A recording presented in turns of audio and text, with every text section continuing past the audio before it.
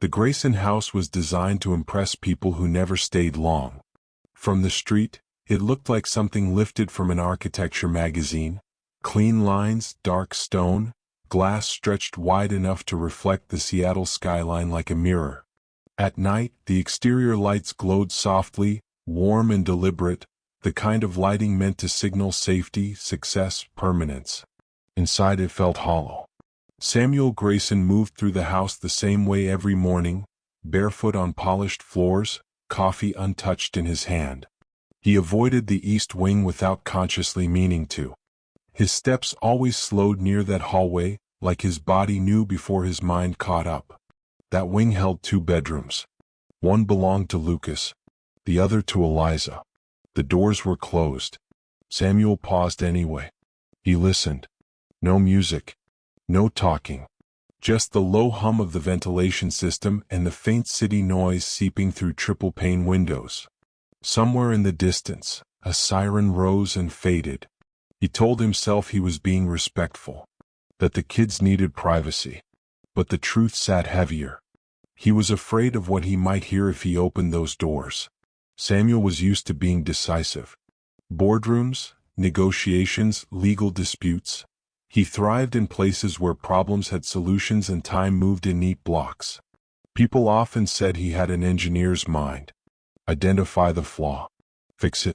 Optimize the system. But the house didn't work like that. The living room was immaculate. Nothing out of place. Furniture positioned with mathematical precision. Art hung at perfect eye level for someone who could still see clearly. The irony wasn't lost on him. He just didn't have the energy to move anything. He crossed into his office instead, walls lined with awards and framed magazine covers. His name appeared again and again in bold fonts. Innovator. Visionary. Self-made. Samuel sat at the desk and stared at the glass wall overlooking the city. The view used to calm him.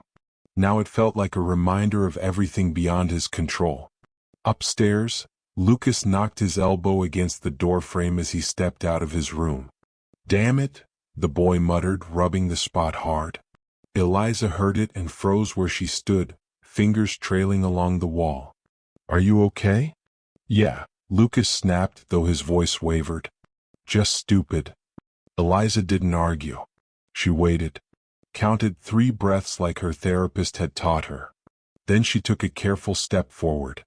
Their world had been shrinking for years, though neither of them had words for it yet. At first it was small things. Trouble reading street signs. Faces blurring at a distance. Colors losing their sharp edges. Adults told them not to worry. That glasses would help. That medicine might slow it down. Later came the white cane for Eliza. The classroom accommodations.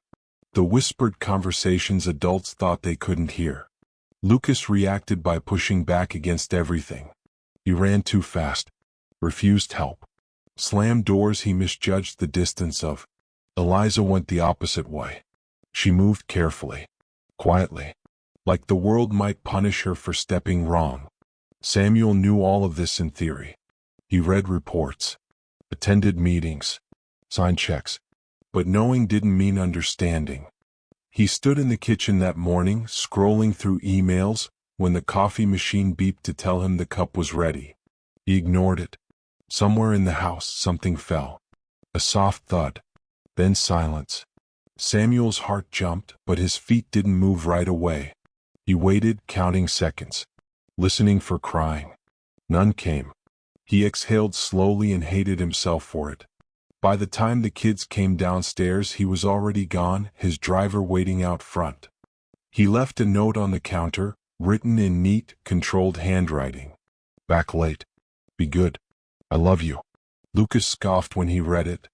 Eliza traced the words with her fingers, though she couldn't read them anymore. She liked knowing they were there. That afternoon, Samuel sat in a conference room overlooking Puget Sound, nodding as executives discussed quarterly projections.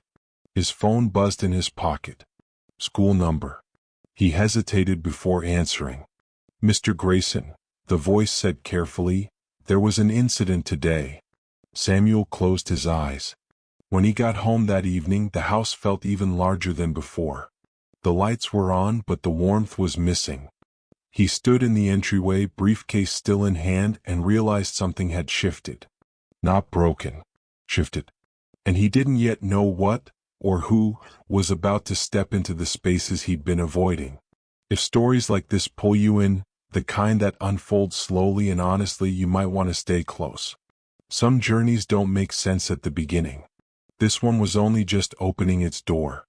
Upstairs, in the East Wing, a quiet decision was being made, one that would change the rhythm of the house in ways Samuel couldn't yet imagine. The first doctor spoke gently, which should have been a warning. Samuel remembered the smell of antiseptic and the faint hum of fluorescent lights.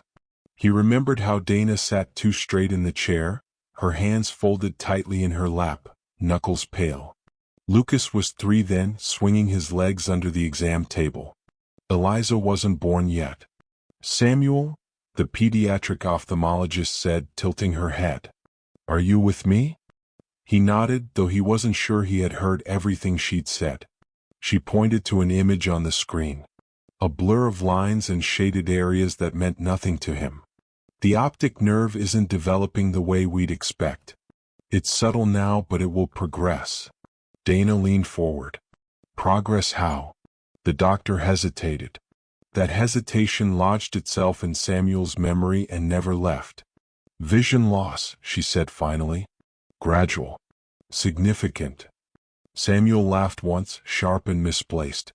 You're saying he needs glasses? The doctor didn't smile back. Over the next year, the word progressive followed them everywhere. Progressive condition. Progressive degeneration. Progressive loss. Samuel learned to hate the word because it sounded like improvement, when it meant the opposite. When Eliza was born, Samuel convinced himself it would be different. She would be fine. Statistics didn't apply twice. But by the time she was 2, she squinted the same way Lucas did. Tilted her head the same way when trying to focus. Dana noticed first. She keeps reaching past things, Dana said one night, watching Eliza miss the edge of the couch. Samuel, she's doing it again. He told her she was imagining it, that she was exhausted, that they'd just been through too much already. The tests proved otherwise. This time the diagnosis came faster. Too fast. Same condition. Same quiet tone from a different doctor. Same look of professional sympathy. Samuel started flying doctors in. If medicine couldn't come to them, he would bring it. Appointments blurred together. Boston. Toronto. Palo Alto. White rooms filled with people who spoke carefully and charged aggressively. Lucas sat through endless exams, his patience thinning each year. Why do they keep shining lights in my eyes if they already know it's broken? He asked once, his voice tight.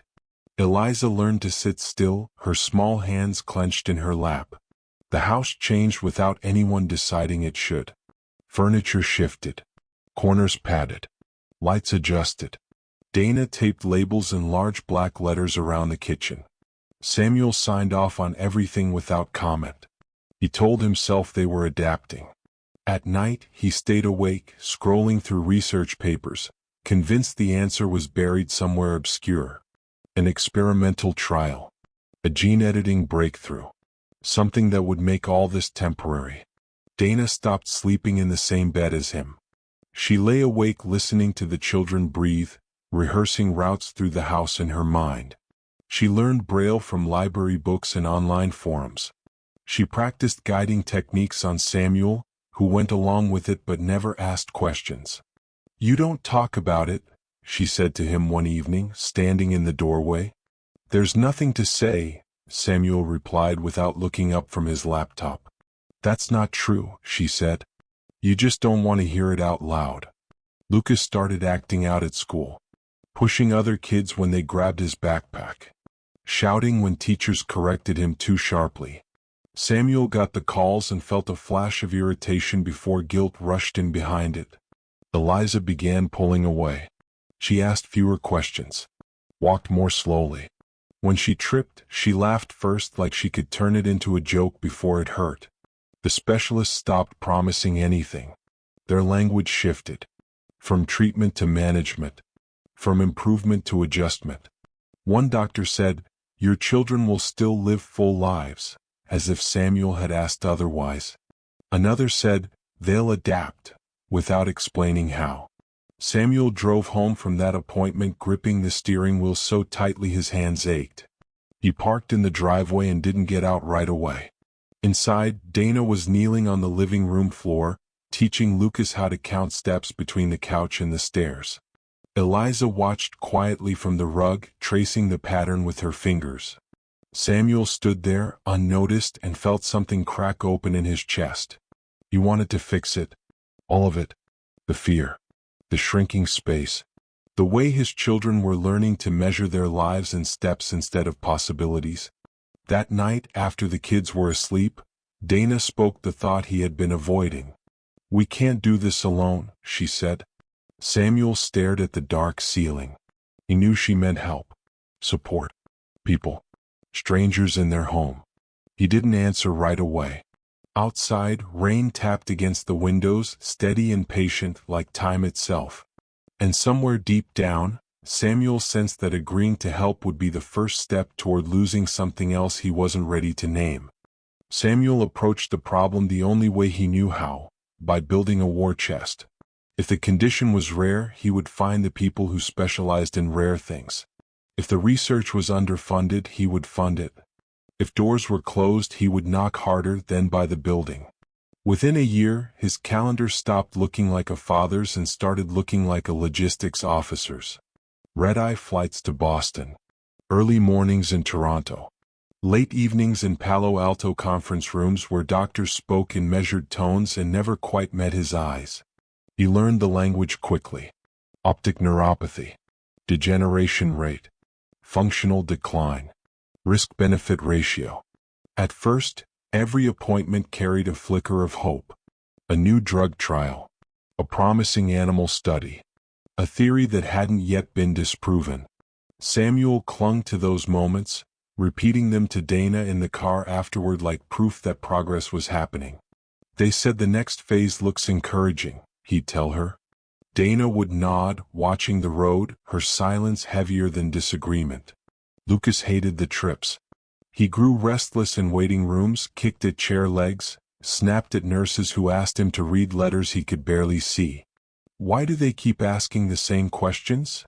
he muttered after one exam, his jaw clenched. "It's not getting better." Eliza endured them quietly. She held Dana's hand, fingers tightening whenever machines whirred too loudly or strangers touched her face. Afterward, she always asked for ice cream even in winter. Dana always said yes. Samuel paid for private aides at school. Adaptive technology. Tutors trained in visual impairment. The bills barely registered. He approved everything automatically as if speed alone could outrun reality. The house began to resemble a controlled environment.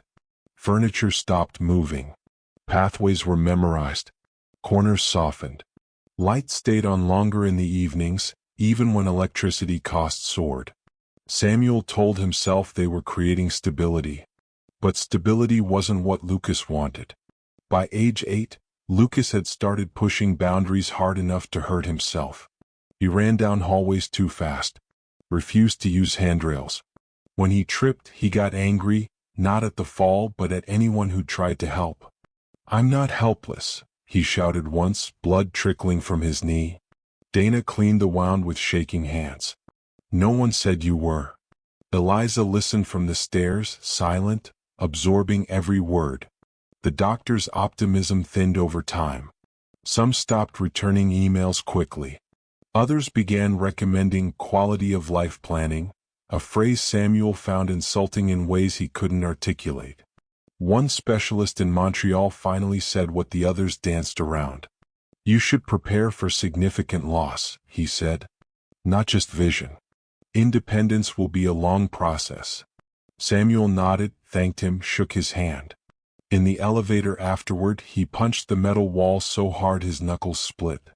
That night, he stayed up until dawn, scrolling through obscure research forums and unpublished studies. He found theories mainstream medicine dismissed as impractical. sensory substitution, neural remapping, long-term adaptation protocols that required years of brutal consistency. Most of them ended the same way.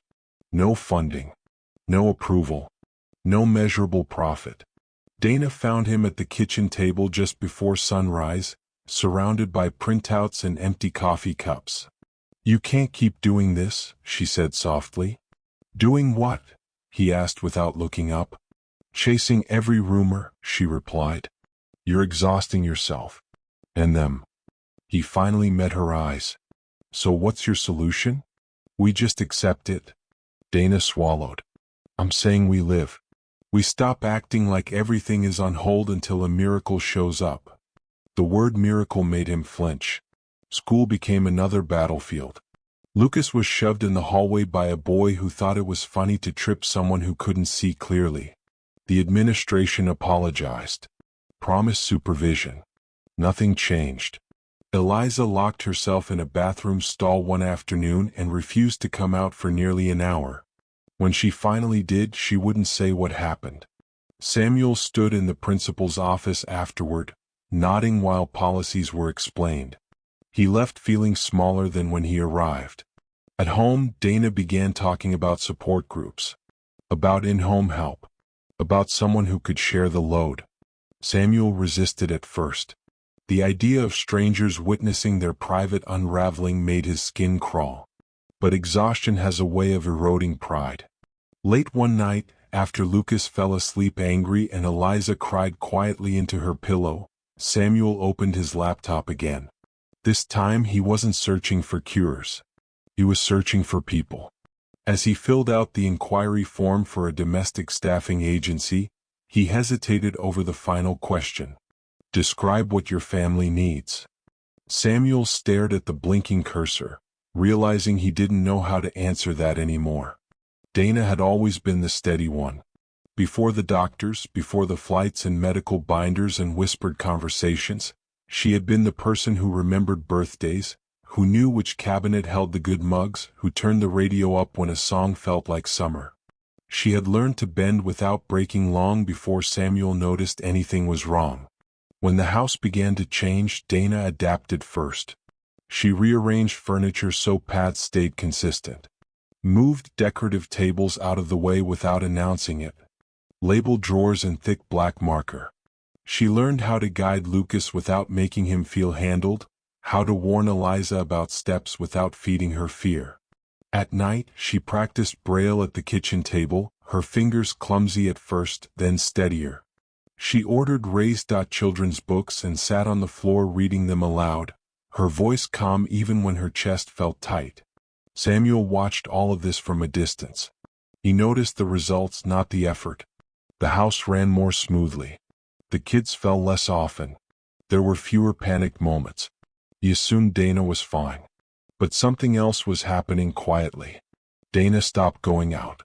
Stopped calling friends. When invitations came, she declined without explanation. The world outside the house felt too loud, too careless. She couldn't bear small talk about vacations or work stress when her children were learning how to navigate rooms by memory. She stopped sleeping through the night. Lay awake listening for sounds that didn't come. Practiced escape routes in her head in case of emergencies no one else seemed to consider. Samuel slept beside her, but not with her. His mind was always elsewhere, chasing answers, solutions, anything that would let him avoid sitting still with what was happening. They began speaking in logistics. Lucas has therapy at 4. Eliza needs new materials. I'll be back late. The language of partnership drained away, replaced by coordination. One evening, Dana stood in the doorway of Samuel's office and watched him type furiously, lines of research glowing on the screen. "Do you ever just miss them?" she asked quietly. He didn't turn around. "I'm doing this for them." "I know," she said. "But do you miss them?" He paused, fingers hovering over the keyboard. "That's not fair." She nodded slowly. "I didn't think so." The breaking point didn't come with shouting. It came on an ordinary afternoon. Dana was in the kitchen, teaching Eliza how to pour juice without spilling. Eliza's hands shook as she felt for the rim of the glass. Slow, Dana said gently. Listen to the sound. The juice splashed over the edge anyway, sticky and cold against Eliza's fingers. She froze. I'm sorry, Eliza whispered. Dana felt something inside her snap. Not anger. Not frustration. Just exhaustion so deep it scared her. You don't have to apologize, Dana said a little too quickly. You never have to apologize. Eliza nodded, unconvinced. That night after the kids were asleep, Dana sat on the edge of the bed and stared at the wall.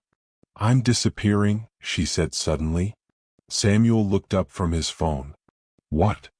I don't recognize myself, she continued. I don't talk to anyone. I don't do anything that isn't about managing damage. He frowned. That's not true. It is, she said. And you don't see it because you're not here enough to notice. Silence filled the room, thick and uncomfortable. I can't keep watching their world get smaller, Dana said, her voice shaking for the first time.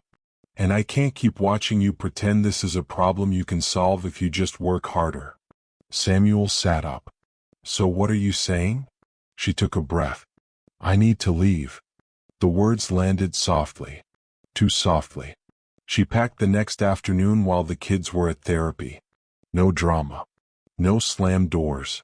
Just clothes folded carefully, like she was afraid of leaving a mess behind. When Lucas came home and saw the empty closet, he went very still. Where's Mom? He asked. Samuel opened his mouth and closed it again.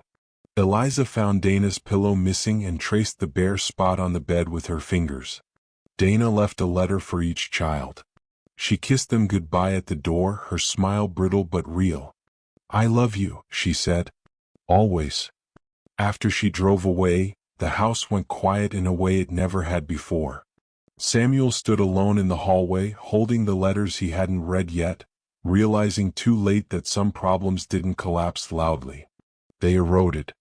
And in that silence, something else began to take shape, an emptiness that would soon demand to be filled, whether he was ready or not.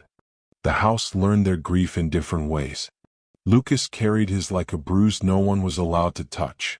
He woke up angry and went to sleep angrier, slamming drawers, stomping through rooms he pretended he didn't need help navigating. He refused to let anyone guide him, even when his shoulder-clipped door frames or his shins found the same coffee table corner again and again. Eliza went quiet. She began waking earlier than everyone else, sitting on the edge of her bed with her hands folded, listening to the house come alive. Pipes groaned. Floorboards creaked. Somewhere far away traffic began to hum. These sounds grounded her. They were predictable. People were not. Samuel tried to be present. He really did. He cut meetings short. Ate breakfast at home more often. Asked questions he didn't know how to follow up on. How was school? He asked. Fine, Lucas muttered. Eliza nodded even when it wasn't. School had become a maze of small humiliations. Lucas learned quickly which kids thought his blindness made him an easy target. They bumped him accidentally in hallways. Moved his backpack just out of reach. Laughed when he reached for something that wasn't there. The teachers intervened when things got loud. When things stayed quiet, they missed most of it. Eliza's experience was subtler. Whispers. Exaggerated kindness that felt like pity. A girl who took her hand without asking and guided her through the cafeteria like a performance. Eliza stopped going to lunch early. She waited until the crowd thinned, even if it meant skipping part of recess. One afternoon, Lucas came home with a split lip. Samuel noticed immediately. What happened? Lucas shrugged. Tripped. Samuel didn't believe him. Lucas. It doesn't matter, Lucas snapped. They all think I can't see anything anyway. Samuel wanted to say something that would make it better. He opened his mouth and found nothing useful. Instead, he called the school. Again. The response was familiar. Concerned voices. Reassurances. Policies. Nothing changed. At home, Lucas exploded over small things. A chair out of place. a glass left too close to the edge of the counter. Once, he threw a book across the room when he couldn't find his shoes. "Stop moving my stuff," he yelled. Eliza flinched. Samuel raised his voice for the first time in months. "Enough." The word echoed longer than he expected. Lucas froze, chest heaving. Then his shoulders sagged. "I hate this house," he said quietly. Eliza retreated to her room and shut the door. Later that night, Samuel found her sitting on the floor, her back against the bed, fingers tracing the seam of the carpet. "Do you want to talk?" he asked gently. She shook her head. "Okay," he said, sitting down anyway. They stayed like that for a long time, not touching, not speaking. Samuel realized how little he understood his own children's inner worlds. The therapist talked about adjustment, about stages of acceptance, about coping mechanisms. Lucas rejected all of it. "They just want me to be okay with it," he said once. "I'm not." Eliza listened, absorbing more than she expressed. One evening, Samuel overheard her whispering to herself as she walked down the hallway, counting steps under her breath. Her voice was barely louder than breathing. 8, 9, 10. He turned away, his chest tight. That night, Samuel sat alone in the living room long after the kids were asleep. The house lights dimmed automatically, leaving shadows where certainty used to be. He realized something then. His children weren't just losing their sight. They were learning who the world would be without it. And he had no idea how to teach them what came next. The agency sent 5 candidates. Samuel reviewed their profiles late at night, scrolling through polished headshots and carefully curated resumes. Each one came with glowing references and specialized certifications. Experience with high-profile families. Advanced training. Discretion clauses highlighted in bold. He barely noticed the last name on the list. Lydia Collins. No professional photo. Just a simple ID-style picture. Neutral expression. Late 40s, maybe early 50s. Her resume was thinner than the others. Domestic work. Elder care. Some childcare. No degrees listed. No impressive affiliations. Samuel almost skipped her. The interview was scheduled anyway, slotted between 2 others on a gray Tuesday afternoon. Lydia arrived 10 minutes early. She wore a plain navy sweater and dark slacks. No jewelry. No perfume. When Samuel shook her hand, her grip was firm but unremarkable. She didn't look around the house the way the others had. No widened eyes. No impressed murmurs. She stood still, hands folded, waiting. "Have a seat," Samuel said. She sat straight-backed on the edge of the chair, like she didn't intend to get comfortable. "Tell me about your experience," Samuel said, already half distracted by an email notification. "I've worked in private homes for over 20 years, Lydia said. Her voice was calm, measured. "Cleaning, cooking, assisting with daily routines. I've cared for children and elderly clients with different needs." "Visual impairment?" Samuel asked, finally looking up. She nodded once. "Yes." "How extensive?" "Enough to understand what consistency means," she replied. It wasn't the answer he expected. "Why domestic work?" he asked, flipping through her file. She paused before answering. "It's honest. You see people as they are, not how they want to be seen." Something in the way she said it made Samuel uncomfortable. Not offended. Exposed. He asked the standard questions. Availability. Boundaries. Confidentiality. She answered without hesitation. When the interview ended, she stood smoothly waiting. "I'll be in touch," Samuel said automatically. She nodded. "Of course." After she left, the room felt quieter. Dana would have weighed in, asked thoughtful questions. Samuel realized with a dull ache that there was no one to discuss this with anymore. The agency called the next morning. "Your background checks are complete," the coordinator said. "We can proceed when you're ready." Samuel surprised himself. "The last candidate," he said. "Lydia Collins. Offer her the position." There was a brief pause. "Very well." Lydia started the following Monday. She didn't ask for a tour. Didn't need one apparently. She moved through the house slowly, methodically, as if mapping it in her mind. She cleaned without noise. Placed things back exactly where she found them. The kids avoided her. Lucas brushed past her in hallways without acknowledgement. Eliza retreated to her room when Lydia entered a space. Lydia didn't comment. She didn't try to win them over. She simply existed nearby, predictable and calm. Samuel watched from a distance, unsure what he was expecting. One afternoon he noticed something small. A chair in the dining room had shifted slightly, barely an inch. The corner no longer jutted into the path Lucas took to the stairs. He frowned. He was certain he hadn't moved it. Over the next few days more things changed. Subtle things. A rug rotated so its edge aligned with the wall. Shoes placed consistently in the same spot by the door. The kids stopped bumping into furniture quite as often. Samuel considered mentioning it. He didn't. Lydia worked quietly, efficiently. She cooked simple meals the kids actually ate. Left notes on the counter when she finished early. Back by 5. Dinner prepped. Laundry done. One evening, Samuel came home to find Lydia sitting at the kitchen table, drinking tea. Eliza sat across from her, silent, hands resting on the tabletop.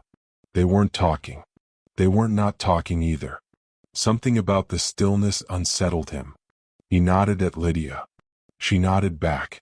As he walked past, he heard Eliza's fingers brushing the table's edge, slow and deliberate. Samuel realized then that Lydia wasn't trying to fill the silence. She was respecting it. And for the first time since Dana left, the house felt different.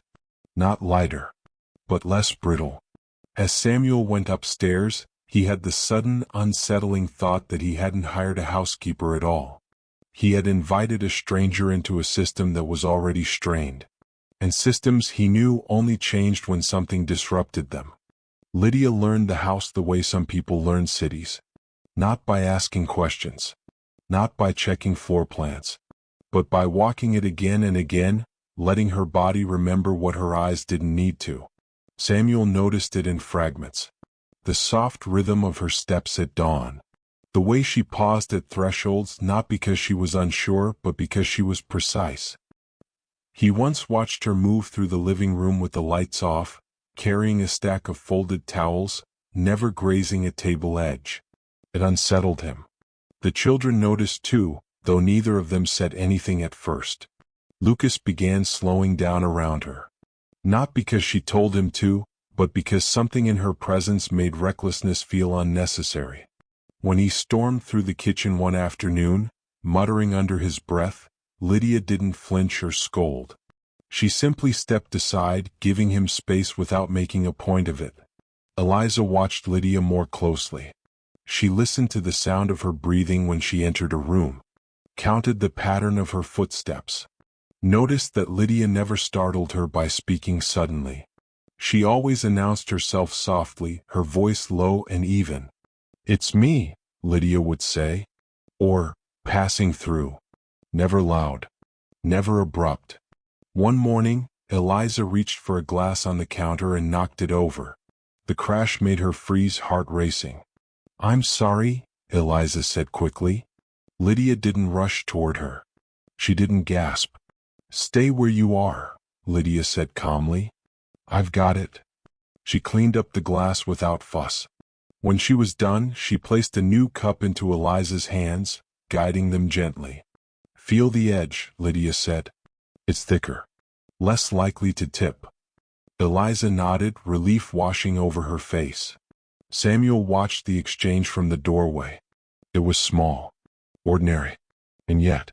Later that week, he noticed that the kitchen counters were clearer. No unnecessary clutter. Objects placed with intention, not aesthetics. Lydia never announced the changes she made. She didn't ask permission. But she also didn't overstep. Everything stayed where it could be found again. Lucas stopped tripping over the same chair in the dining room. He didn't notice the chair had been moved. He just noticed that it wasn't hurting him anymore. At night, Samuel lay awake listening to the house. He had started recognizing Lydia's patterns. The way she checked doors twice. The soft scrape of a chair being adjusted, then adjusted again. One evening he heard something new. Laughter. It came from the living room. Light. Unexpected. Samuel froze halfway down the stairs. Eliza's laugh, soft, surprised. Lucas's, sharper but real. He crept closer, staying out of sight. Lydia was sitting on the floor. No toys. No games. Just a tennis ball rolling slowly across the hardwood. Ready? Lydia asked. Eliza nodded, hands outstretched. Lydia rolled the ball gently. It tapped Eliza's fingers. Eliza smiled wide, then rolled it back. Lucas watched, arms crossed. That's stupid. Lydia didn't react. She rolled the ball toward him instead. He hesitated. Then awkwardly he rolled it back. Soon they were laughing. Not because the game was fun. Because it was safe. Samuel felt his throat tighten. He backed away before they noticed him. From that night on, things shifted. Lydia didn't try to insert herself into their lives. She didn't give speeches or offer comfort. She just made space. Safe space. Eliza began lingering in rooms Lydia occupied. Lucas stopped leaving whenever Lydia entered. One afternoon, Samuel found Lydia folding laundry in the same room where the kids were doing homework. No conversation. Just shared air. He realized then that Lydia wasn't trying to be useful in obvious ways. She was teaching the house how to breathe again. As Samuel walked away, he felt a strange unease settle in his chest. Because whatever Lydia was doing, it wasn't in her job description. And he had the uneasy sense that she knew exactly where this was headed, long before he did. The laughter didn't disappear the next day. Samuel half expected it to. Moments like that usually did, brief flares of relief before reality closed back in. But when he came home the following afternoon, he heard it again. Softer this time. Controlled. As if the house itself were testing whether it was allowed to sound alive. It came from the living room. Samuel set his briefcase down without meaning to. He stood still, listening. Eliza's voice floated out first. Again. But slower. I am going slow, Lucas replied, though there was no edge in his tone. Not that slow. Samuel took a careful step closer. Lydia sat on the floor again, cross-legged, her back against the couch. The curtains were half drawn, sunlight slicing the room into warm rectangles. Eliza knelt opposite her, hands resting on the floor. Lucas leaned against the coffee table, pretending not to be interested. Lydia rolled the tennis ball, slower this time. It made a faint, whispering sound as it crossed the hardwood. Eliza smiled before it reached her. I can hear it. That's the point, Lydia said. Lucas frowned. Hear what? The way it moves, Lydia replied. The speed. The direction. Your ears pick up more than you think. Lucas scoffed, but there was curiosity underneath it. That's stupid. Lydia didn't correct him. She rolled the ball again, this time angling it slightly off-center. It bumped Eliza's wrist instead of her palm. Eliza laughed. You tricked me. No, Lydia said. I changed something. You noticed. Lucas straightened. Let me try. Eliza rolled the ball toward him. It clipped his ankle. Too fast, he said immediately. Eliza blinked. How do you know? Because it didn't sound right, he said, surprised at himself. Samuel felt something tighten behind his ribs. He stayed hidden, watching. What struck him wasn't the activity itself. It was the way Lydia spoke. No praise. No encouragement wrapped in enthusiasm. Just facts. Observations. Space to respond. She wasn't teaching them how to play. She was teaching them how to notice.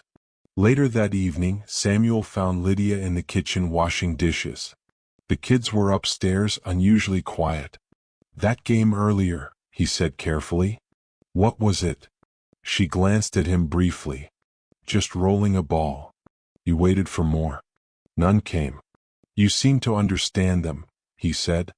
Lydia shrugged slightly. Children tell you what they need if you stop filling the silence. Samuel leaned against the counter. I didn't hire you for this. I know, she said. That should have ended the conversation. It didn't. Over the next week, the laughter became a pattern. Not constant, not loud, but present. Eliza started seeking Lydia out, sitting near her while she folded laundry, asking questions about the house, how old it was, whether the floors always creaked in the same places. Yes, Lydia said once. They're honest like that. Lucas pretended not to care, but Samuel noticed him hovering closer during those moments, listening, absorbing. One afternoon, Samuel overheard Lucas say, "Don't move it. I know where it is." Lydia paused. "Then don't move," she said. "Tell me where you are instead." Lucas described his position, hesitant at first, then more confident. Samuel stood in the hallway stunned. This wasn't therapy. It wasn't anything he recognized. It was working. That realization brought relief. And something darker. Fear.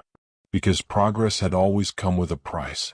That night, Samuel dreamed of corridors that rearranged themselves while he walked. Doors that led nowhere. Voices calling his name from rooms he couldn't reach. He woke with his heart racing. In the morning, he found Lydia at the kitchen table before sunrise, a mug of tea steaming beside her. In front of her lay a thick binder. Dense pages. Diagrams. Handwritten notes in the margins. Medical notes. Neurological terms Samuel recognized from years of research.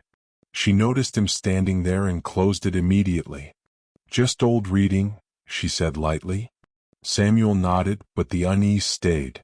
As he left for work, Eliza called out, "Dad?" "Yes." "Lydia says the house listens if you listen back." Samuel forced a smile. "Does it?" Eliza nodded seriously. "Yeah. It's not as scary when you do." Driving away, Samuel couldn't shake the feeling that something important was unfolding right under his roof. Something Lydia understood far better than he did. And whatever it was, it had been set in motion the moment laughter returned to the living room. The changes didn't announce themselves. They slipped into the house quietly, the way dust settled when no one was watching. Samuel noticed them the way you notice a room feels warmer without remembering when the heat was turned up. Lucas stopped bruising his hips. Not completely. But the deep purple marks that used to bloom along his sides faded to faint yellows, then disappeared altogether. Eliza stopped hesitating at the bottom of the stairs. She still held the railing, still moved carefully, but her pauses shortened. Her breathing stayed steadier. No one mentioned it. Lydia never said, "Look what they can do now." She never congratulated them. She never framed progress as a victory. She just adjusted the environment. Samuel came home one afternoon to find the hallway lights dimmer than usual. His first instinct was irritation. He reached for the wall panel to increase the brightness. "Leave it," Lydia said gently from behind him. He turned surprised. "Why?" "Too much contrast," she replied. "It makes shadows sharper." He frowned. "They need light." "They need consistency," she said. "Brightness isn't the same thing." He hesitated, then dropped his hand. Lucas passed them both without comment, his steps measured. He didn't clip the wall. Didn't slow down. Samuel watched him disappear upstairs, something tightening in his chest. At dinner, Lydia rearranged the table without asking.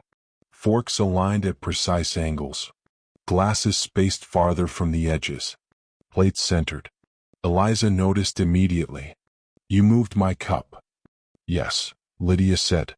"Is that okay?" Eliza considered it. She reached out, felt the space around it. "It's safer there." Lucas snorted. "She's turning the house into a maze." Lydia looked at him. "Is it confusing?" Lucas paused. "No." "Then it's not a maze," Lydia said simply. Samuel almost smiled. Later that night, he overheard voices upstairs. Raised voices. "You can't just change things," Lucas said, frustration thick in his tone. I need to know where stuff is. I didn't move it, Lydia replied calmly. You did. The chair. I rotated it, she said. An inch. That matters. Yes, Lydia said. That's why I did it slowly. And only once. Silence followed. You noticed, Lydia continued. That means you're mapping your space, not memorizing it. Samuel leaned against the wall outside Lucas's room, heart pounding. Lucas's voice dropped. So you're learning to adapt, Lydia said. That's not weakness. Samuel held his breath. Lucas didn't respond right away. When he did, his voice was quieter. I don't want to be surprised.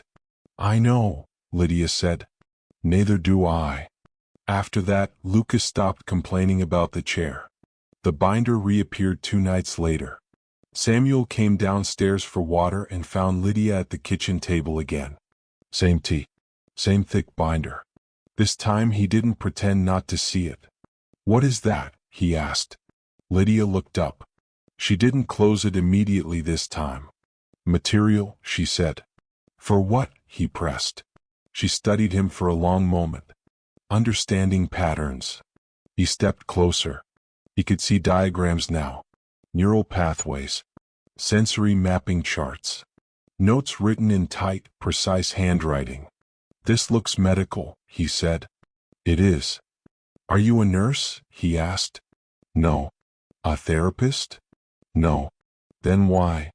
Because it helps, she said, not unkindly. Samuel felt irritation rise. You're doing things with my children. Things I didn't approve. Lydia met his gaze steadily. I'm not experimenting on them. That's not what I said. No, she agreed. But it's what you're afraid of. He didn't deny it. Before he could say more, Eliza appeared at the top of the stairs. Dad? She called softly. Yes, sweetheart. Can Lydia show me the map again? Samuel looked back at Lydia. She waited. Didn't move. Didn't speak. He nodded slowly. Go ahead. Eliza smiled and hurried down the stairs, her steps confident enough to make Samuel's stomach twist. As Lydia followed her into the living room, Samuel stayed behind, staring at the open binder. For the first time he didn't see hope. He saw intent. And that scared him more than any failed doctor ever had. Samuel started locking doors. Not in an obvious way. Not with announcements or lectures. Just small habits that felt reasonable on the surface. The office door stayed shut now. His bedroom drawer with the old files gained a key. Even the cabinet under the stairs, the one no one ever used, clicked closed at night. Lydia noticed. She didn't comment. She adjusted. When Samuel locked the office, she stopped using the hallway desk. When the cabinet stayed closed, she shifted her supplies into a tote she kept beside her chair. When he asked where something was, she told him. Calmly. Precisely. Never defensive. That somehow made it worse. The children, meanwhile, continued changing. Eliza began humming again. Not loudly. Just under her breath. Old melodies Samuel remembered from before the accident. Tunes she used to sing while brushing her teeth, while tying her shoes. The sound hit him unexpectedly one morning as he passed her room. He stopped in the hallway, heart thudding. She froze when she noticed him. Sorry, she said quickly. I didn't mean to be loud. You weren't, he said, his voice rougher than he intended. You can keep going. She studied his face, unsure. Then nodded and closed her door gently. Samuel stood there longer than necessary, staring at the wood grain, listening to the faint rise and fall of her voice. When it stopped, the silence felt heavier than before. Lucas started waking up earlier. At first, Samuel thought it was insomnia. Trauma resurfacing. Nightmares. But then he noticed Lucas in the kitchen at dawn, measuring cereal with deliberate care, timing the kettle, testing the floor with his heel before stepping forward. You're up early, Samuel said one morning. Lucas shrugged. It's quieter. Bad dreams? No, Lucas replied. Good data. Samuel blinked. What? Lucas flushed slightly. It's easier to notice stuff when no one's moving. Samuel didn't know what to say to that. Later that day, he watched from the doorway as Lydia guided Lucas through the living room with no verbal cues at all. She stood still while Lucas navigated, counting steps softly, touching the back of the couch, adjusting his path when he felt the rug edge. He didn't stumble once. When he reached the window, he let out a breath and smiled. A real one. Wide and surprised. I didn't think I could do that, he said. You did, Lydia replied. Thinking comes later. Samuel stepped away before they noticed him watching. That night he finally opened the locked drawer. The one he'd sworn he wouldn't touch again. Medical records. Specialist notes. Evaluations filled with careful language and quiet finality. Phrases like limited improvement expected. Plateau likely permanent. Focus on accommodation, not recovery. He remembered the day he'd shoved those papers into the drawer. The way his hands had shaken. The sound of Eliza crying in the other room. Lucas shouting that he hated doctors. Samuel sat on the bed now, papers spread around him, and felt the old anger rise. Not at Lydia. Not at the kids. At Hope. Hope had failed them before. Hope had emptied his bank account and filled his house with silence. A soft knock interrupted his thoughts. Dad. Eliza's voice.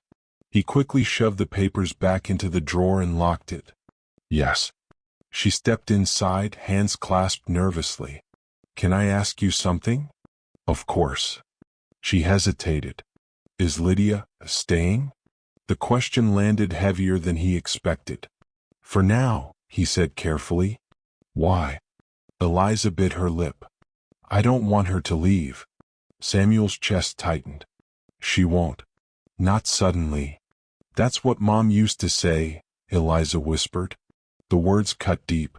Samuel knelt in front of her, lowering himself to her height. I won't let anyone disappear on you, he said softly.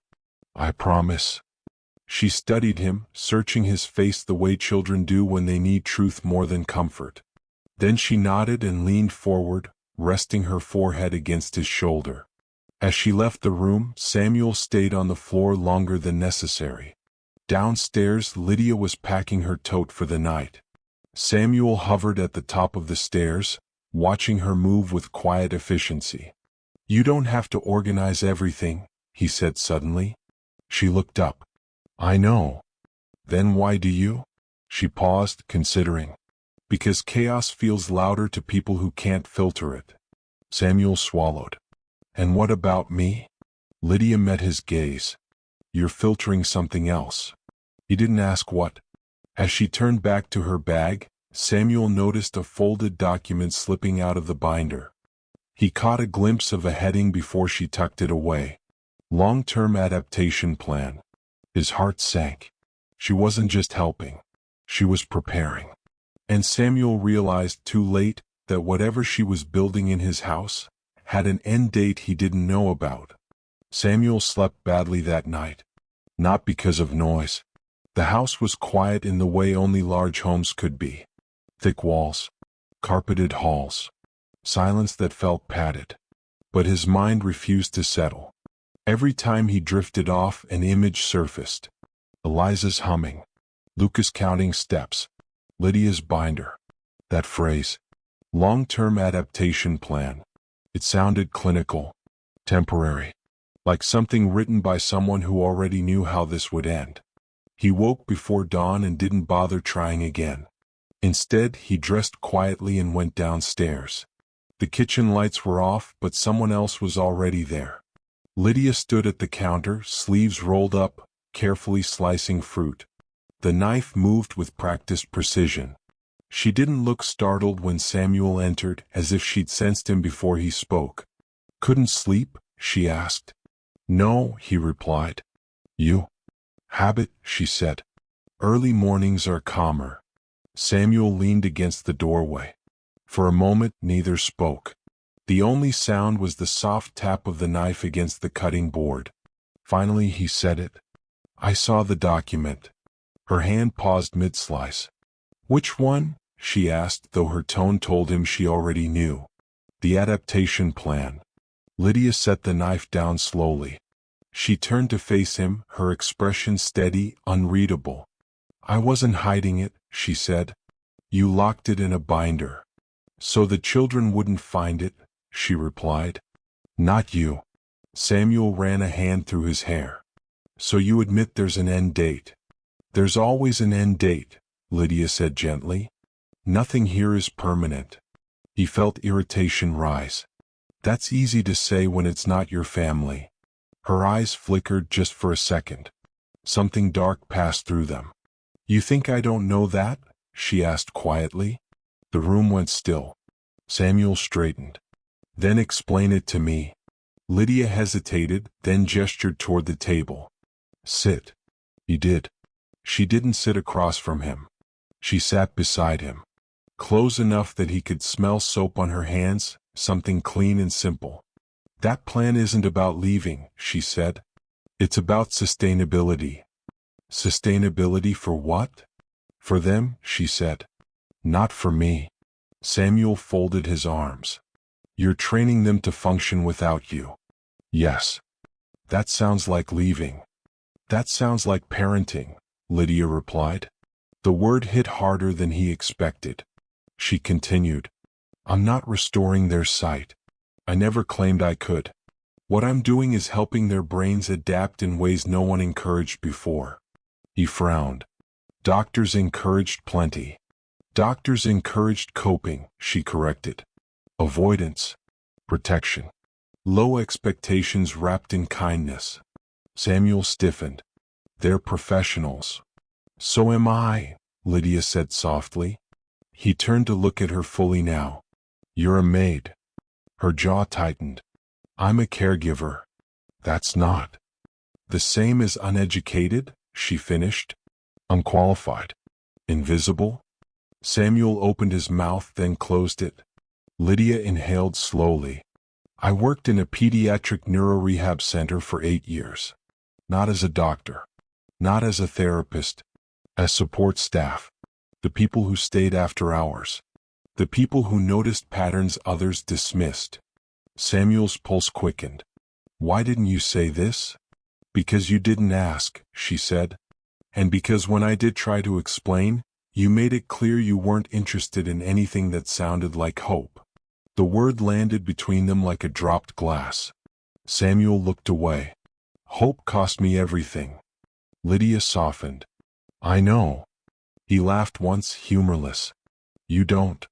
I lost a nephew, she said quietly. He was blind from birth. They told my sister to lower expectations. He believed them. That belief did more damage than the blindness. Samuel swallowed. The plan, Lydia continued, isn't about me leaving tomorrow. It's about making sure that if I ever do, the progress doesn't disappear with me. Samuel stared at the table. You're assuming progress is fragile. No, she said. I'm assuming you are. That hurt. Because it was true. Footsteps sounded in the hallway. Lucas appeared, rubbing his eyes. I heard voices, he said. I thought it was morning. It is, Lydia said lightly. Come here. Lucas moved toward her, stopping just short of the table. Dad.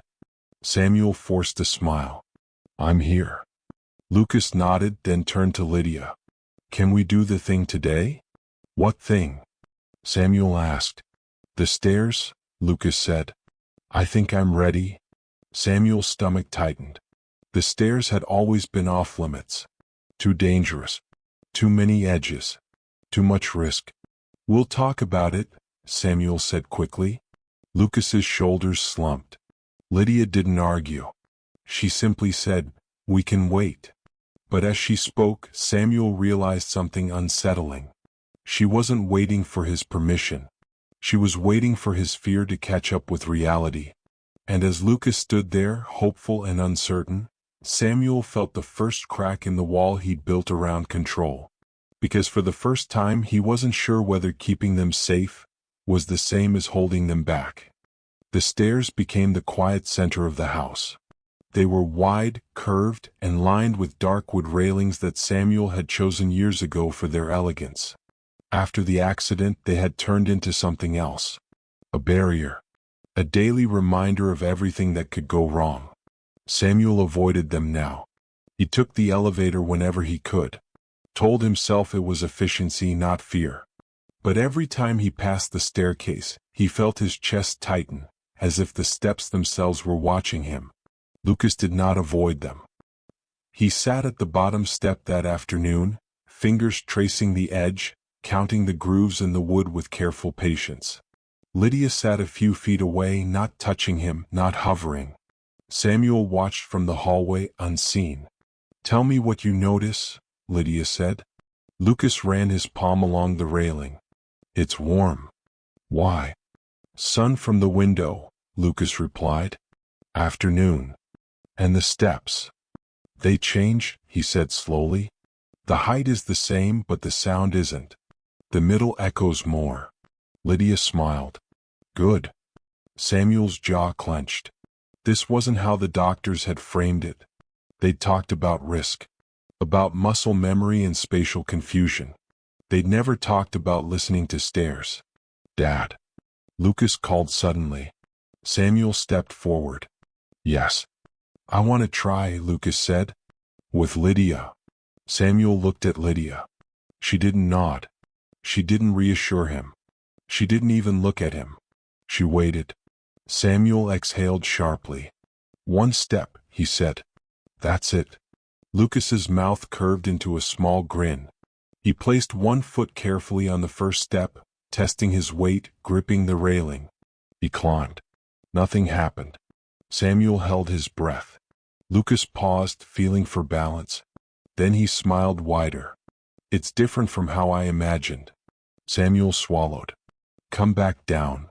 Lucas obeyed, moving slowly, deliberately. When his feet touched the floor again, he let out a breath he hadn't realized he'd been holding. "That was good," Lydia said. Samuel nodded stiffly. "That's enough for today." Lucas didn't argue. He turned away, satisfied. But that night, Samuel couldn't shake the image of his son standing on that step. Upright. Focused. Calm. The next day, Eliza asked to join. "I won't climb," she said quickly. "I just want to listen." So they sat together on the stairs. Eliza with her head tilted slightly, eyes unfocused, counting the distant sounds of traffic outside. Lucas tapping the railing gently, mapping its vibrations. Samuel stayed close, pretending to read on his tablet, listening to every breath. At one point Eliza said, "The house sounds bigger here." "It is," Lydia replied. "You're closer to the middle of it." Samuel looked up. Middle. The word lingered. Later that week, Samuel found himself joining them. Not on the stairs. At first. He stood nearby, answering emails, half listening as Lydia guided the children through exercises that felt more like games than therapy. Naming textures. Predicting room shapes. Recalling sequences of sound. It wasn't dramatic. There were no breakthroughs. Just repetition. Patience. Tiny adjustments. Then came the fall. It happened on a Thursday afternoon. Rain tapped against the windows, dulling the light.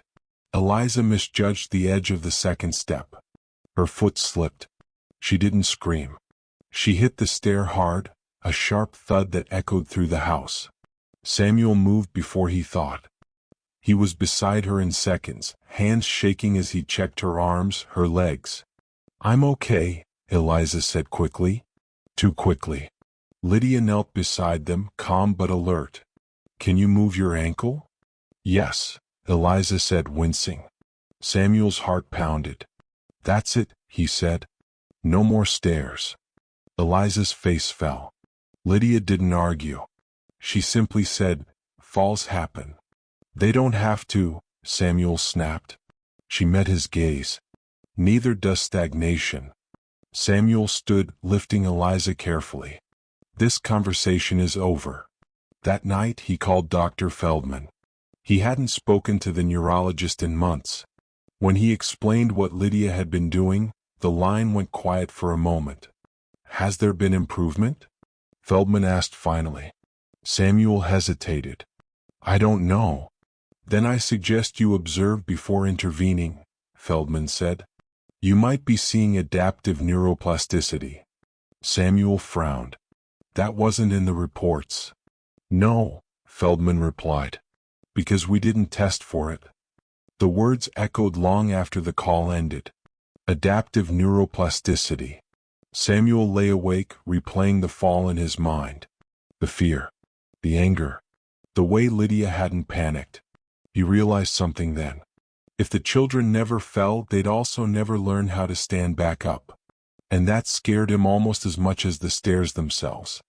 Samuel didn't sleep the night after the fall. Not because Eliza was hurt. She wasn't. A mild bruise on her hip, a sore ankle that healed within days. It should have reassured him. Instead, it unsettled him. He lay in bed listening to the house breathe. The faint hum of the refrigerator. The tick of the hallway clock. Sounds he'd memorized long before the children lost their sight. Sounds that now felt like markers in a map he no longer controlled. By morning he had made a decision. He just didn't know how to say it. Breakfast passed quietly. Lucas ate methodically, tapping the edge of the table to orient his plate. Eliza moved more carefully than usual, but her posture was steady. Lydia watched without comment. Samuel cleared his throat. I want you to document everything. Lydia looked up. I already do. No, he said. Formally. Dates. Exercises. Progress. Setbacks. For who? She asked. For me, Samuel replied. And for the doctors. Lucas froze. Eliza's spoon paused midair. Lydia considered this. You're opening the door. I'm opening my eyes, Samuel said. That earned him the faintest smile.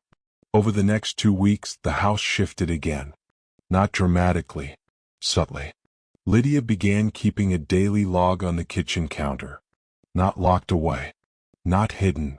Samuel read it at night, cross-referencing entries with his own observations. Lucas's increased spatial memory. Eliza's improved balance. Both children's growing willingness to initiate movement without prompting. The changes were undeniable. What unsettled Samuel most was not that Lydia was right. It was that no one else had tried this. One afternoon he came home early and found Lucas alone in the living room. Where's Lydia? Samuel asked. She went to the store, Lucas replied. She said I could stay here. Samuel's chest tightened. Alone? I'm not alone, Lucas said. You're here now. That's not what I meant. Lucas turned his face toward his father. You don't think I can be alone? The accusation wasn't angry. It was tired. Samuel sat beside him. I think you're brave. Lucas nodded. That's not the same. The words stayed with Samuel long after Lydia returned. That night he reviewed the logs again. One entry caught his attention. Child demonstrates anticipatory correction after error. He didn't fully understand the phrasing, but he understood the meaning. They were learning how to recover. The following week, Samuel scheduled an appointment with a different specialist. Not Feldman. Someone new. Someone outside the network that had already given up. Dr. Elaine Porter was younger. More curious. Less guarded. She spent 2 hours with the children. No machines. No scans. Just observation. She asked Lucas to navigate a room he'd never been in. Asked Eliza to identify sound patterns without visual cues. At the end, she sat with Samuel alone. Why wasn't this encouraged earlier? Samuel asked. Dr. Porter sighed. Because it's labor-intensive. It doesn't scale well. And because it requires accepting risk. Samuel frowned. You mean falls? Yes, she said. And frustration. And autonomy. He thought of Eliza on the stairs. Lucas in the living room. Is it working? He asked. Dr. Porter leaned back. It's not restoration. But it's development. There's a difference. Samuel nodded slowly. On the drive home, the children talked excitedly about the visit. Lydia listened, occasionally asking a guiding question, letting them lead the narrative. Samuel watched her in the rearview mirror. For the first time he saw her not as an employee, but as someone who had stepped into a space he'd abandoned. That night he found her in the laundry room folding towels. "You should be paid more," he said abruptly. She looked up, surprised. "That's a strange compliment." "I'm serious," he said. "What you're doing, it's beyond your job description." Lydia folded another towel. "I know." He waited. "Then why stay?" She paused, then spoke quietly. "Because someone needs to bridge the gap between what's possible and what people are afraid to try." Samuel leaned against the doorway. "And when that gap closes?" She met his gaze. "Then my work here is done." The answer unsettled him. Later, as he tucked Eliza into bed, she asked, "Is Lydia going away?" Samuel hesitated, then said honestly, "Not yet." Eliza nodded. "Okay." But as Samuel turned off the light, he realized something painful. The more Lydia succeeded, the closer that "not yet" moved toward an ending. And he wasn't sure whether he was ready to let go of the person who had taught his children how to move through darkness. The first complaint came on a Monday. It wasn't dramatic. No shouting. No confrontation. Just an email forwarded from Samuel's assistant with the subject line left intact. Concern regarding household staff conduct. Samuel read it twice. The sender was a neighbor from 2 houses down. A woman he barely knew. She mentioned unusual activities, unsafe practices, and children placed at unnecessary risk. She said she'd witnessed one of the children navigating the front walkway without guidance and found it disturbing. Samuel's jaw tightened. He closed the email and stared out the office window. The hedges outside were perfectly trimmed. The driveway immaculate. Everything looked orderly, controlled. That afternoon, he watched from inside as Lucas walked the front path alone, tapping his cane lightly, counting steps beneath his breath. Lydia stood near the door, not touching him, not calling out. He made it to the mailbox and back without incident. When Lucas entered the house, he smiled. "I didn't need help." Samuel nodded. "I saw." Lydia didn't look pleased. She looked wary. "They're watching," she said quietly later. "People don't like what they don't understand." Samuel brushed it off. Let them watch. But by Wednesday there was another message. This one anonymous. This one colder. It mentioned liability. Child endangerment. The possibility of reporting concerns to the proper authorities. Samuel felt something old and sharp awaken in his chest. Fear dressed up as righteousness. He called Lydia into the office that evening. "I want you to scale back," he said. She didn't react immediately. "In what way?" "No more unsupervised outdoor movement. No stairs unless I'm home. No new exercises." Lydia considered this. "That will stall momentum." "I don't care," Samuel snapped. "I'm not risking my kids over someone else's discomfort." She met his gaze. "It's not discomfort. It's control." "That's easy for you to say." "Is it?" she asked. "You're the one with power here." The room went quiet. "I'm trying to protect them," Samuel said more quietly now. "So am I," Lydia replied. That night the house felt different. Lucas moved less. Asked permission before standing. Eliza hesitated in doorways she'd learned to cross confidently days earlier. Samuel noticed. Pretended not to. On Friday afternoon, a black SUV pulled into the driveway. Samuel watched from the window as a woman stepped out, clipboard in hand. Professional posture. Neutral expression. Child Protective Services. His stomach dropped.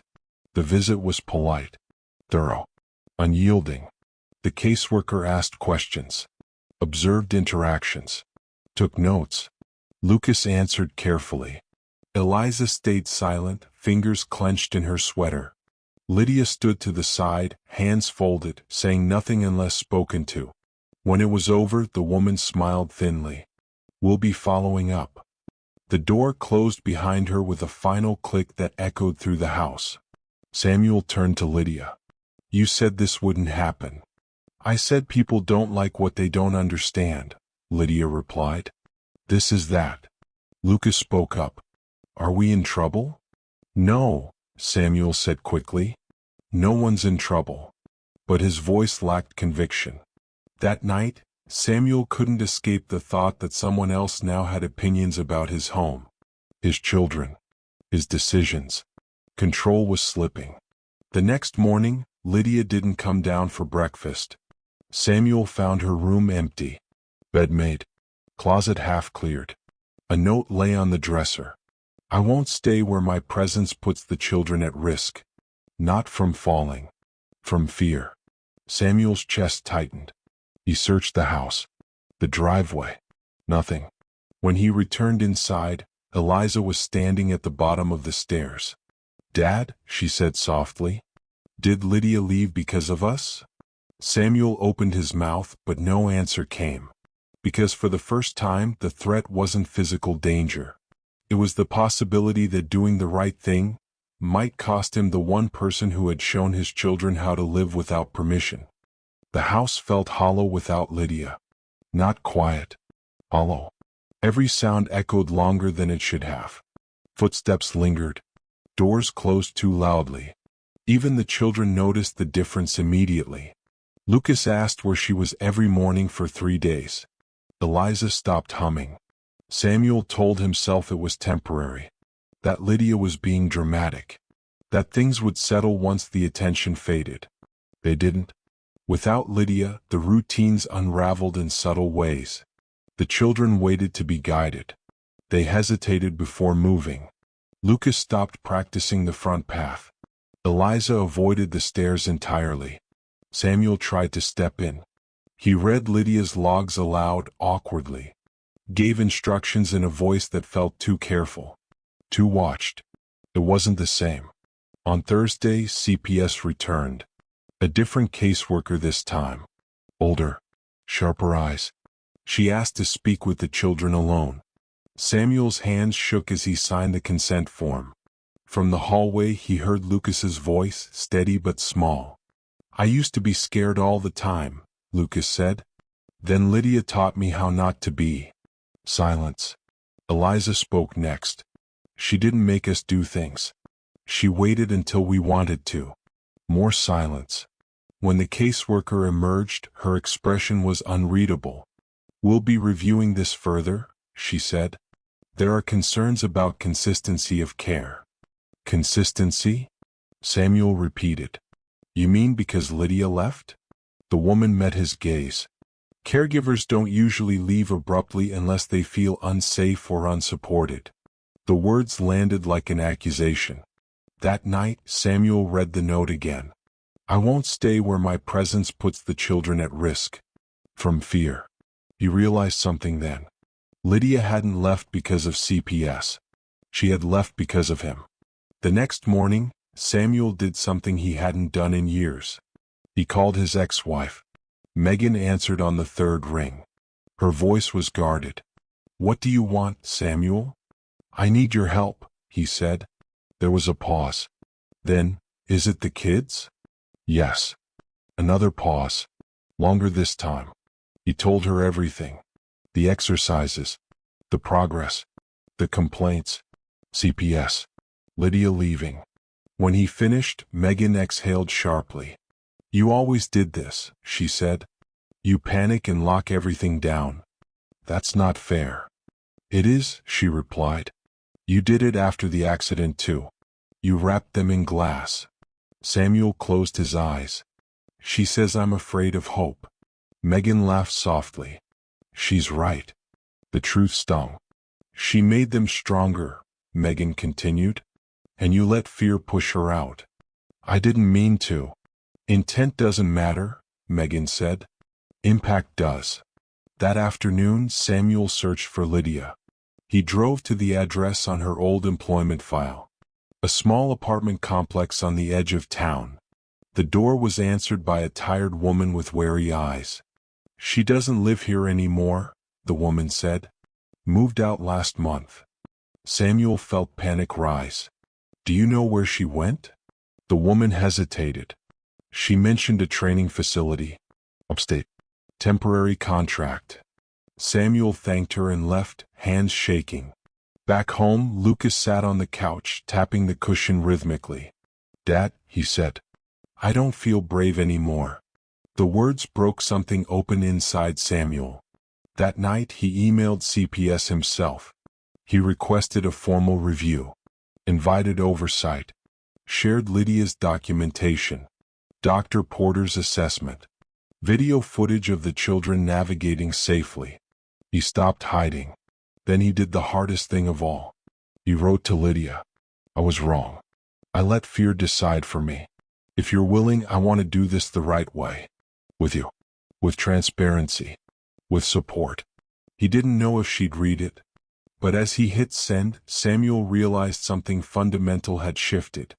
Protecting his children wasn't about removing risk. It was about teaching them how to face it. And if Lydia never returned, he would still owe her that lesson. Lydia didn't reply. Not that night. Not the next morning. Samuel checked his phone more times than he cared to admit. Each vibration jolted his chest. Each silence stretched longer. CPS followed up again 2 days later. This time they brought documentation. The caseworker explained the process carefully, neutrally. Monitoring period. Home visits. Evaluation of safety practices. Review of external caregivers if any were reinstated. Samuel nodded, answered every question, offered every record. He didn't argue. He didn't posture. After they left, he sat alone in the living room, staring at the staircase. Lucas stood at the top, gripping the railing. Dad, he called. Samuel stood quickly. Stay there. Lucas hesitated. I think I can come down. Samuel opened his mouth to say no. The word hovered there, familiar and ready. Instead he swallowed. I'm right here, he said. Take your time. Lucas exhaled slowly and stepped down. One step. Then another. Samuel's muscles locked, every instinct screaming to intervene. But he stayed still. Counted breaths. Trusted what he had seen before. Lucas reached the bottom. His smile was cautious, almost disbelieving. I didn't fall. Samuel felt his eyes burn. No, he said. You didn't. That night, Samuel received an email from CPS. Subject: additional information required. They wanted to speak with Lydia. Samuel stared at the screen. He forwarded the email to Lydia without commentary. No explanation. No pressure. Just the truth. The reply came an hour later. One line. I'll come. She arrived the following afternoon. No drama. No announcement. Just the soft sound of the front door opening. Eliza heard her first. Lydia? She whispered from the hallway. Yes, Lydia said gently. Eliza ran into her arms without hesitation. Lucas followed more slowly, reaching out until his hand found Lydia's sleeve. He didn't say anything. He just stood there breathing. Samuel watched from a distance, unsure where he belonged in the moment. Later, in the office, Lydia sat across from the CPS caseworker. Calm. Precise. Clear. She explained her methods. Her background. Her boundaries. I don't push, she said. I observe. I respond. The children lead. The caseworker listened closely. And when the father asked you to scale back, she asked. I complied, Lydia replied, until it became clear that the withdrawal itself was harming the children. Samuel's jaw tightened. You left, the caseworker said. Yes, Lydia agreed. Because fear had become the loudest voice in the house. The room went still. After an hour, the caseworker closed her folder. We'll conclude our review, she said. But I want to say something. She turned to Samuel. Your children are not unsafe, she said. They are constrained. There's a difference. Samuel nodded slowly. I'm learning that. The monitoring period continued, but the tone shifted. Less suspicion. More curiosity. Dr. Porter was consulted again. This time formally. She observed the children over several sessions. Asked Lydia detailed questions. Reviewed the logs. At the end, she sat with Samuel alone. "You're lucky," she said. "Not because of your resources. Because someone cared enough to challenge your fear." Samuel exhaled. She shouldn't have had to. Dr. Porter met his gaze. Most people don't. That evening, Samuel found Lydia on the back patio, sitting quietly. "I didn't ask you to come back," he said. "No," she replied. "You made space." He nodded. "I'm trying." She looked at him then. Really looked. "Trying isn't the same as trusting." "I know," he said. "But I'm closer." She considered that. Inside, Eliza began humming again. The sound drifted through the open door. Lydia smiled faintly. Later that night, Samuel checked the mail. Among the envelopes was a letter with no return address. Inside was a single page. Formal notice of pending review. Someone hadn't let it go. Samuel stood in the doorway, the paper shaking slightly in his hand. Behind him, Lydia said quietly, "This isn't over." Samuel nodded. For the first time, though, he didn't feel alone facing what came next. But he did feel something else. A sense that the next challenge wouldn't come from outsiders. It would come from a truth he still wasn't ready to face about himself. The review letter changed everything. It wasn't just another visit. It wasn't another clipboard and polite questions. It meant a formal panel. Medical professionals. Social workers. Legal observers. Strangers with the power to decide what Samuel's family looked like. He didn't tell the children at first. But children always know when the air shifts. Eliza grew quiet again. Lucas started asking where Lydia was every time she stepped into another room. Samuel watched it happen and felt the weight of his own hesitation. That night, he sat alone in his office with a glass of untouched whiskey and a stack of files. Dr. Porter's reports. Lydia's logs. CPS summaries. All of it said the same thing. The children were improving. But none of it explained why Samuel still felt like he was failing them. He opened a drawer he hadn't touched in years. Inside were the original accident reports. The police summary. The witness statements. The photograph he'd sworn he would never look at again. A twisted piece of metal. Shattered glass. The impression of a car seat pressed into the back of a front seat. Samuel stared until his chest tightened. The crash hadn't just taken the children's sight. It had taken his. He remembered screaming at the paramedics. Demanding answers. Blaming everyone except himself. He had been driving. Fast. Distracted. His phone buzzed. A message from Megan. "Have you told them yet?" Samuel typed back. "No." There was a pause. Then. "You should. They deserve to know what's happening." He closed his eyes. In the living room, Lydia was reading to the children. Her voice calm, steady. Samuel stood in the doorway listening. When the story ended, he spoke. "We need to talk." They gathered on the couch. Lucas's hand rested on Lydia's knee. Eliza leaned against Samuel. "There's going to be a review," Samuel said. "About how things are going here." "Are we in trouble?" Eliza asked. "No," he said quickly.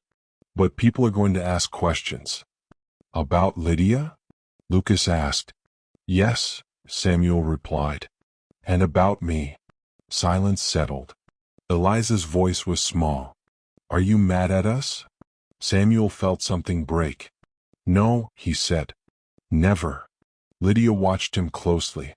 "What they don't know," Samuel continued, "is how much I've been hiding." Lucas frowned. "Hiding what?" Samuel swallowed. "The truth about the accident." Lydia's posture changed. Eliza stiffened. "I was driving," Samuel said. "And I wasn't paying attention. And because of that, you got hurt." The words fell into the room like stones. Lucas didn't speak. Eliza's hands clenched. "I didn't mean to," Samuel said. But it happened. And I've been trying to make it right by controlling everything since. Lydia spoke softly. They didn't know? Samuel shook his head. I couldn't tell them. I was afraid they'd hate me. Eliza stood abruptly. You lied. I didn't lie, he said. I just didn't tell. That's lying, she said, her voice shaking. She turned away, feeling for the hallway wall. Lydia stood to follow, but Samuel stopped her. Let me. He found Eliza in her room, sitting on the bed, face in her hands. You should have told us, she said. We thought it was just bad luck. I know, Samuel whispered. You didn't trust us. The truth cut deep. Downstairs, Lucas hadn't moved. Are you mad? Samuel asked when he returned. Lucas shook his head slowly. I already knew. Samuel froze. What? I heard you crying once, Lucas said. After the accident. You kept saying it was your fault. Samuel's breath caught. You just never said it when we could hear, Lucas continued. So I didn't either. The room went quiet. Lydia looked at Samuel with something like awe. The secret he'd carried for years was out. Not with anger. With a deeper kind of sadness. And as the truth settled, Samuel realized the next review wouldn't be the hardest part. Living honestly with his children would be. The days leading up to the review felt heavier. Not louder. Not chaotic. Heavier. The truth sat in every room now. Samuel's confession had shifted something deep inside the house. There were no arguments. No slammed doors. Just a quiet, fragile recalibration. Eliza stopped leaning on him when she walked. Not because she didn't need to. Because she didn't know if she wanted to. Lucas became more withdrawn. Not fearful. Thoughtful. Lydia noticed everything. One afternoon, she found Samuel in the kitchen staring at the counter, lost. You can't undo what happened, she said gently. But you can decide what happens next. He nodded. I don't know if they'll forgive me. They already are, Lydia replied. They're just grieving the version of you they thought they had. That stung more than anger ever could. The night before the review, Samuel barely ate. The children sat quietly, pushing food around their plates. Will they take us away? Eliza asked softly. No, Samuel said. Not if I have anything to say about it. Lucas tilted his head. But you don't control everything anymore. Samuel met his son's gaze. You're right. I don't. The review took place in the house. 3 people sat at the dining table. A social worker. A pediatric specialist. A legal observer. Dr. Porter was there. Lydia sat beside Samuel. The children were asked questions. About their routines. Their feelings. Their safety. Lucas spoke first. I'm not scared all the time anymore. Eliza followed. I can move without someone holding me. That matters. The specialist nodded, taking notes. Then the social worker turned to Samuel. Why did you hide your role in the accident from your children? Samuel's throat tightened. Because I was ashamed. And how did that affect your parenting? I tried to make the world so small nothing could hurt them again, he said. But I hurt them anyway. Silence filled the room. The legal observer scribbled something down. Finally, the pediatric specialist spoke. What we're seeing here is not negligence, she said. It's overprotection. Samuel nodded. Which can be just as damaging, she added. When the review ended, they asked for a few minutes alone. Samuel stood by the window, hands trembling. Lydia stood quietly beside him. I don't regret what I did, she said softly. Even if this goes badly. Samuel looked at her. I do. I regret not listening sooner. The panel returned. We're closing the case, the social worker said. With recommendations. Samuel's heart pounded. Continued monitoring by Dr. Porter. And continued involvement of Ms. Lydia as a formal caregiver, if all parties agree. Samuel turned to Lydia.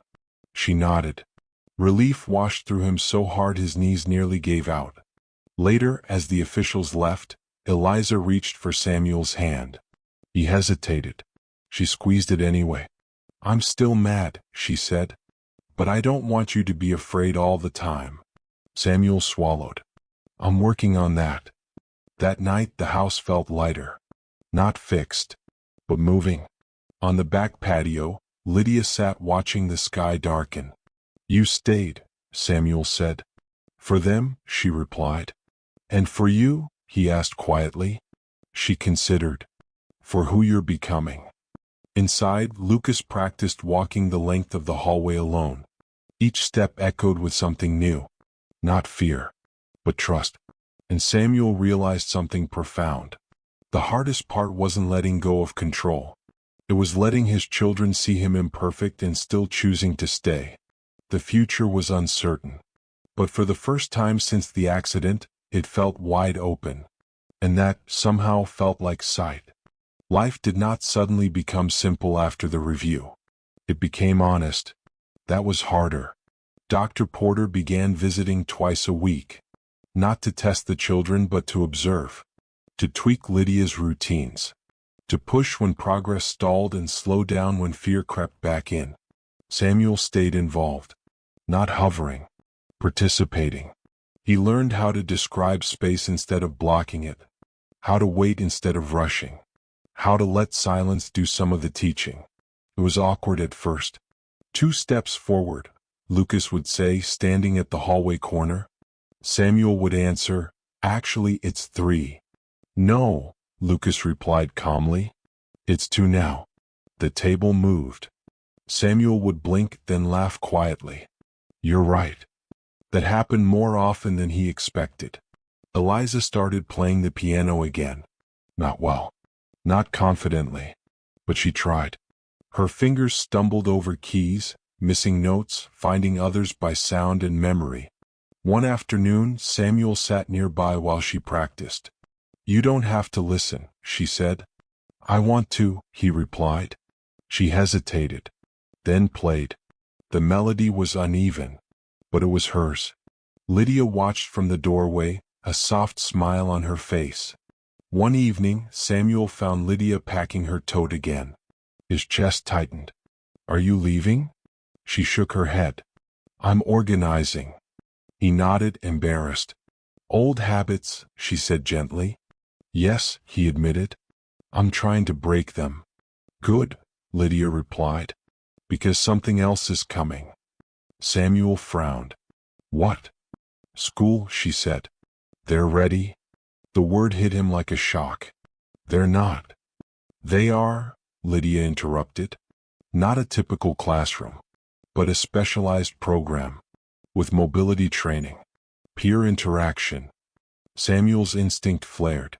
"What if they get hurt?" "They will," Lydia said calmly. "Emotionally. Maybe physically. But they'll also get stronger." Samuel looked toward the hallway where Lucas and Eliza were laughing over something private. "I don't know if I'm ready," he admitted. Lydia met his gaze. "That's not the same as them not being ready." The truth settled slowly. A week later they toured the school. It was bright, loud, full of children navigating space with canes, with guides, with confidence. Lucas listened intently to the echoes in the hall. Eliza asked about the music room. Samuel stood back, overwhelmed. On the drive home, Lucas said, "I liked it."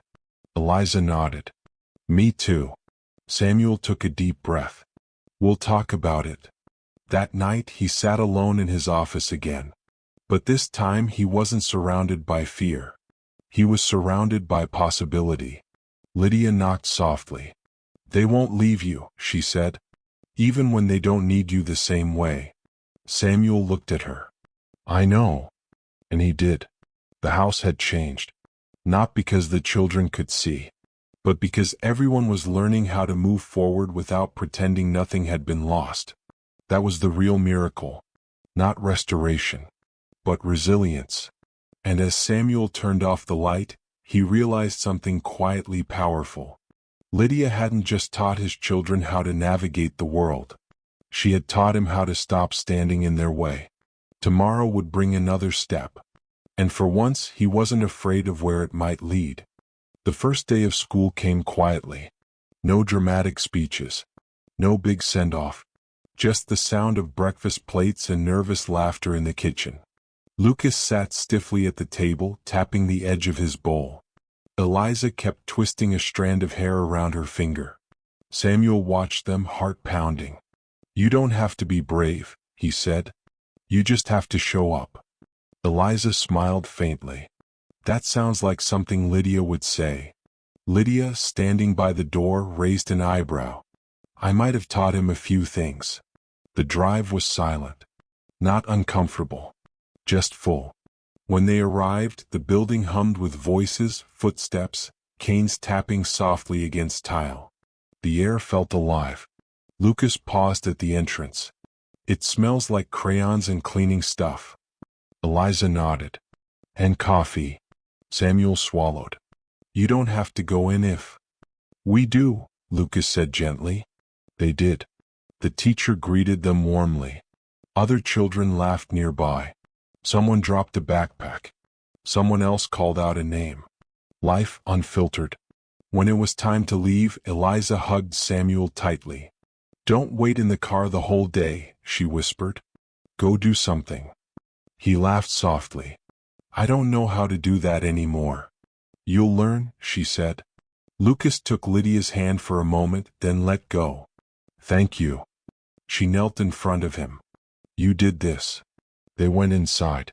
Samuel stood there long after the doors closed. Something inside him finally loosened. Months passed.